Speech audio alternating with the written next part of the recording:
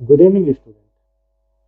Delhi coaching Korba के YouTube channel में मैं दीपक पुटानी आपका स्वागत करता हूं।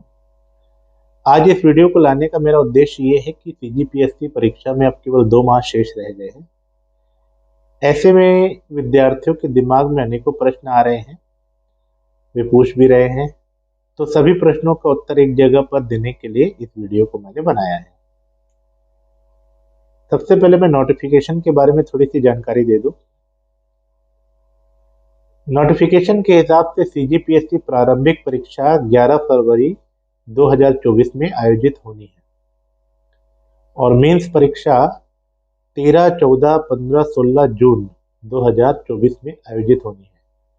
अभी 1 दिसंबर से 30 दिसंबर तक ऑनलाइन फॉर्म भरने की अवधि है और 242 पदों के लिए यह परीक्षा आयोजित हो रही है, जिसमें डिप्टी कलेक्टर के 8 पद हैं। डीएसपी का इस बार कोई पद नहीं है।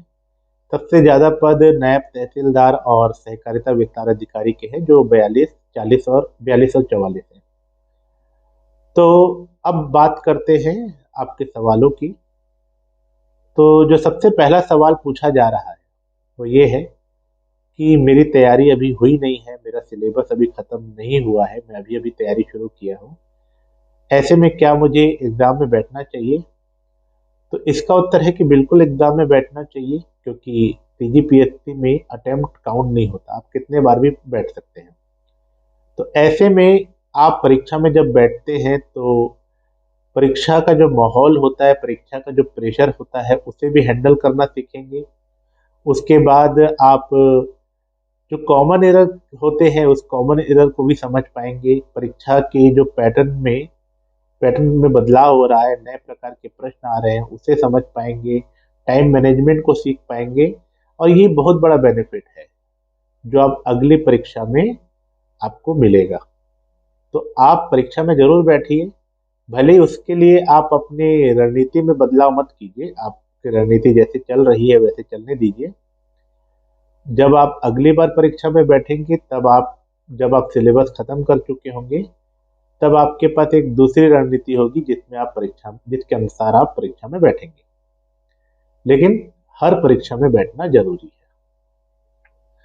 दूसरा प्रश्न आता है कि कई सारे विद्यार्थी पूछते हैं कि सर किस विषय को ज्यादा महत्व दिया जाए, किस विषय को कम महत्व दिया जाए। तो मैं शुरुआत से बोलता आया हूं कि छत्तीसगढ़ और करंट अफेयर्स, इन दो को सबसे ज्यादा महत्व देने की आवश्यकता है।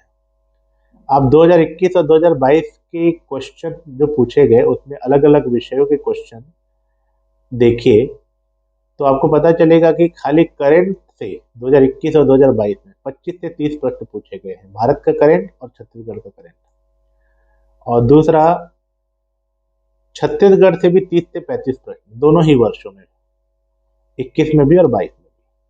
अब ये 30 से 35 प्रश्न और वो 25 प्रश्न जोड़ लिए जाए तो लगभग 60 से 65 प्रश्न तो अकेले छत्तीसगढ़ और करंट अफेयर्स, यानी 100 में 60 से 65 प्रश्न की तैयारी दो विषय पढ़कर हो सकती है। शेष प्रश्न जो है वो भारत से हैं।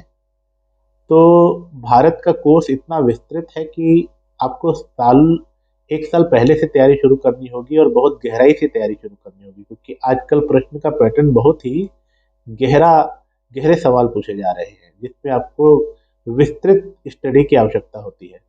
तो अभी तो आप इंडिया के जीके को जो पहले पढ़े हैं उसी को रिवीजन कीजिए, लेकिन छत्तीसगढ़ और करंट को सबसे अच्छे से फोकस कीजिए। तो आपका उत्तर है छत्तीसगढ़ और करंट।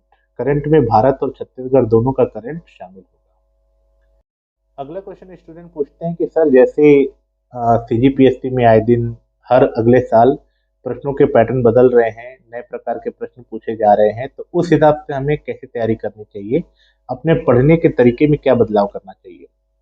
तो देखिए, ये तो बहुत बड़ी आवश्यकता बन गई है कि अब आप सीजीपीएससी के तरीके को समझिए, कैसे प्रश्न पूछे जा रहे हैं। सीजीपीएससी चाहता है कि जो भी पढ़े उसको गहराई से पढ़े, उसको हर डायमेंशन से पढ़े। यानी आप कहीं पर भी पढ़ते समय ये मत सोचिए कि बस इस लेवल से ऊपर नहीं जाएगा, कुछ भी पूछ सकता है सीजीपीएससी में, है ना। तो जो भी पढ़ रहे हैं उसको गहराई से पढ़िए।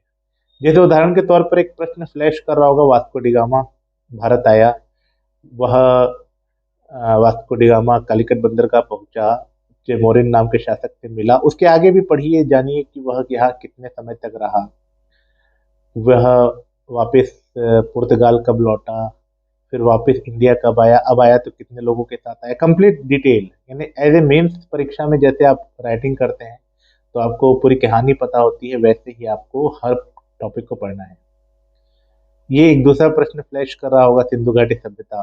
तो सिंधु घाटी सभ्यता में नगरीय नियोजन व्यवस्था में आप खाली इतना पढ़ लेंगे कि सड़कें समकोण पर हुआ करती थी, पक्की ईंटों से बना करती थी, इतने से बात नहीं बनेगी। और भी समझना होगा कि ईंटें जो पूरे सिंधु घाटी सभ्यता के जितने भी क्षेत्र थे, सब में एक ही प्रकार की ईंट लगी है कि अलग अलग प्रकार की ईंटों का प्रयोग हुआ है। आपको ये भी समझना होगा कि सड़कें ठीक है चौड़ी थी, लेकिन उनकी लंबाई कितना मीटर बताई गई है। तो हर एक प्रश्न में कोशिश किया है कि आप एडिशनल जानते हैं कि नहीं जानते, ठीक है, ये जानने की कोशिश की गई है। एक प्रश्न फ्लैश कर रहा होगा मटासी मिट्टी के बारे में, तो मटासी मिट्टी के बारे में खाली इतना जान लेना कि यह छत्तीसगढ़ में किन क्षेत्रों में पाई जाती है, अम्लीय होती है कि क्षारीय होती है, और इसमें लाल रंग किस वजह से आता है, इतना पर्याप्त नहीं है। और भी आगे सोचिए कि कन्हार मिट्टी और भाटा मिट्टी की तुलना में इसकी ऊंचाई कितनी रहती है, कन्हार से ज्यादा ऊंचाई ऊंचे क्षेत्रों में मिलती है कि भाटा से ज्यादा ऊंचे क्षेत्रों में मिलती है, इस लेवल तक आपको समझना है। उपजाऊ क्षमता इसकी कंपैरिजन अदर मिट्टियों के कैसी है। तो एक तो ये ट्रेंड देखा गया है कि हर एक टॉपिक को थोड़ा सा डिटेल्ड नॉलेज की अपेक्षा सीजीपीएससी हमसे कर रहा है। दूसरा ये देखा गया है कि करंट अफेयर्स के प्रश्नों में ज्यादातर सरकारी योजनाएं, सरकार के कार्यक्रम सिलसिलेवार रूप से जो सरकार कर रही है, जैसे सरकार ने जनजाति महोत्सव करवाया, सरकार ने गोधन न्याय योजना शुरू की, सरकार ने छत्तीसगढ़िया ओलंपिक करवाया। तो छत्तीसगढ़ सरकार के द्वारा जो काम किए जा रहे हैं उसके बारे में आप कितने अवेयर हैं। क्रमिक रूप से छत्तीसगढ़ सरकार के मंत्री कहीं जा रहे हैं तो भाषण में कोई घोषणा कर रहे हैं, उन घोषणाओं को भी सुनिए। नए जिले बन रहे हैं, नए विकास खंड बन रहे हैं, तो हर एक गतिविधि जो स्टेट गवर्नमेंट के द्वारा हो रही है आपको सब पर नजर बना के रखनी है। और एक बात और कि आप करंट अफेयर्स को ऐसे मत पढ़िए कि साल भर कुछ नहीं पढ़ा, लास्ट में कोई पुस्तक उठा के पढ़ेंगे, ऐसे में आप कभी भी करंट अफेयर्स में अच्छा नहीं कर पाएंगे। आप उसको डेली अपने व्यवहार में शामिल कीजिए, अखबार पढ़िए, और जो भी घटनाएं हो रही है उसमें आप रुचि लीजिए। रुचि लेकर के आप लोगों को एक्सप्लेन करिए, आप समझाइए कि ऐसा ऐसा छत्तीसगढ़ में हो रहा है, तो तभी आप करंट अफेयर्स में अच्छा कर पाएंगे। एक आध पुस्तक लास्ट में ले लेने से, कुछ थोड़ा बहुत पढ़ लेने से आप करंट में वो रिक्वायरमेंट पूरी नहीं कर पाएंगे जो कि सीजीपीएससी आपसे डिमांड कर रहा है। हालांकि सरल प्रश्न भी है, वन लाइनर प्रश्न भी बहुत सारे होते हैं। लाल बंगला किस जनजाति से जुड़ा हुआ किचन घर है, या फिर 61वां संविधान संशोधन अधिनियम किससे जुड़ा हुआ है, ऐसे काफी ढेरों प्रश्न हैं। 2021-2022 में 30 से 35 क्वेश्चन तो वन लाइनर होते हैं, लेकिन इससे इन प्रश्नों को बनाने से सिलेक्शन नहीं होता। इनकी तैयारी तो करनी है, इन्हें वन लाइनर आपसे बनने ही चाहिए, बेसिक क्वेश्चन जितने भी होते हैं वो बनने ही चाहिए। पर इस प्रकार के जो क्वेश्चन मैं बता रहा हूँ इसके लिए भी आपको अपनी प्रिपरेशन करनी होगी। अभी ये देखा गया है कि सीजीपीएससी परीक्षा में हर एक प्रश्न में कथन डाल दे रहा है, कथन 1, कथन 2, कथन 3, और एक ही टॉपिक से जुड़े हुए तीनों कथन होते हैं, है ना। तो आप पढ़ते समय ध्यान रखिएगा कि आप थोड़ा सा जानकारी हासिल कर लिए, लेकिन उसके 3 कथन में एक कथन की जानकारी आपको नहीं मिली, तो आपका 2 कथन की जानकारी का कोई महत्व नहीं रहेगा। तो पढ़ते समय इस प्रकार की गहनता और विस्तृतता बहुत जरूरी है। ये समझिए कि सीजीपीएससी मेंस की ही तैयारी होती है, प्रीलिम्स की तैयारी होती नहीं। प्रीलिम्स के लिए अलग से कुछ करना नहीं होता, मेंस किए तो प्रीलिम्स भी निकलेगा, लेकिन मेंस नहीं किए तो प्रीलिम्स भी नहीं निकलेगा।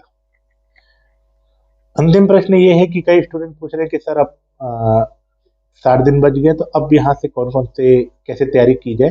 तो अभी मेरे जो 3 प्रश्नों के जवाब दिए उनसे तो आपको चौथे प्रश्न का जवाब मिल ही जाएगा, लेकिन फिर भी मैं शॉर्ट में बताता हूँ कि अब आप अपने दिन भर आपके जितने भी घंटे होते हैं, 5 घंटे, 6 घंटे, 7 घंटे, जितना भी आप पढ़ते हैं, उसमें आधे से अधिक समय आप छत्तीसगढ़ और करंट अफेयर्स को दीजिए। बचे हुए समय पर आप, अगर आपका सीसेट अगर अच्छा नहीं है तो 1 से 2 घंटा गणित, रीजनिंग हिंदी भाषा छत्तीसगढ़ी भाषा को दीजिए। सी सेट को खाली पास करना जरूरी होता है। सी सेट में खाली आपको अगर जनरल कैटेगरी के हैं तो 33% और ST SC OBC कैटेगरी के हैं तो 23% प्राप्त करने होते हैं। लेकिन अगर आपका गणित रीजनिंग अच्छा नहीं है तो आप ये मत सोचिए कि आप सी सेट निकाल ले जाएंगे। आपको फिर गणित हिंदी भाषा और छत्तीसगढ़ी भाषा में उस लेवल की मेहनत करनी होगी और गणित और रीजनिंग में भी बेसिक क्वेश्चन बनाने होंगे, तभी जा करके आप सी सेट निकाल पाएंगे। तो सी सेट निकालना भी एक आसान बात नहीं है, आपको गणित रीजनिंग में बहुत अच्छी पकड़ चाहिए, है ना। और बहरहाल जीएस के लिए आप क्या करेंगे, तो प्रतिदिन आप आधा समय छत्तीसगढ़ और करंट अफेयर्स के लिए निकालिए और भारत के जीएस को अल्टरनेट एक के बाद एक पढ़ते जाइए। पहले भारत का इतिहास खत्म कीजिए, फिर भारत का भूगोल, फिर भारत का संविधान, फिर भारत की अर्थव्यवस्था, फिर भारत का जनरल साइंस को खत्म कीजिए। लेकिन करंट अफेयर्स और करंट हिंद और छत्तीसगढ़ ये डेली पढ़िए, इसमें आप कटौती मत कीजिए। अभी से लेकर 60 दिन जितने बचे हैं, डेली आप छत्तीसगढ़ 3-4 घंटे पढ़िए, करंट 2-3 घंटे पढ़िए। हाँ, जीएस को आप अल्टरनेट 1-2 घंटे डेली एक एक सब्जेक्ट करके निकाल सकते हैं। तो ये तरीका बेहतर होगा। बाकी सब विद्यार्थियों की अपनी योजनाएं होती हैं, आप अपनी योजनाओं को मेरी बातों के साथ जोड़ करके जितना बेहतर बना सकते हैं उतनी बेहतर बनाइए। चलिए, तो ये वीडियो मैं यहीं पर ख़त्म करता हूँ। जय हिंद, जय भारत। और कोई भी डाउट हो तो आप मुझे कॉल कर सकते हैं।